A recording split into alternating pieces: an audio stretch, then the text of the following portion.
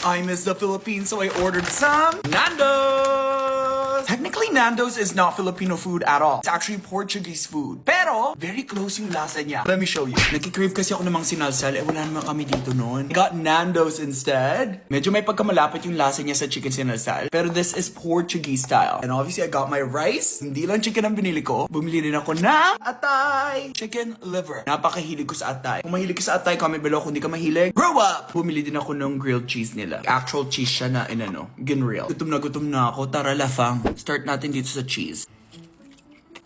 Para kang umuya ng gulong. Ganun yung texture. Pero masarap. Ito yung chicken, guys, oh. Kamukha namang sinalsal, di ba? I'm just gonna use my hands. Kain. Wow. Ang sarap! Nakakaligog sa sarap! Tikman natin yung jutay. Alam niyo guys, aside sa mga inasal, favorite kong food is JT's Manukan Grill. Ang sarap ng sinalsal nila doon! Have you guys tried JT's? Lahat na tinitinda nila sa JT's, napakasarap. Yung chicken, barbecue, dinuguan, oh my god! Sobrang sarap ng dinuguan nila doon, tas may puto. Rice and liver? Wow. Lagyan natin na konting sabaw. Actually, masarap din yung sisig ng JT. Ang sarap! Queso? At saka po, queso. At saka po, queso. Wish ko mag-open na sila ng mga inasal dito sa Canada. Hello po, mga inasal. Kamusta? Lalagay sana ako ng suka pero parang di na kailangan. Meron pa rin akong dati puti. Yan, nanunuot sa sarap.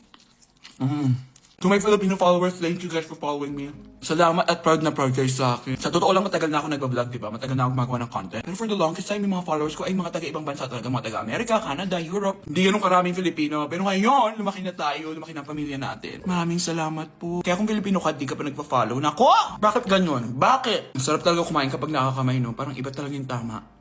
Taas ko na rin yung paa ko. Ganyan.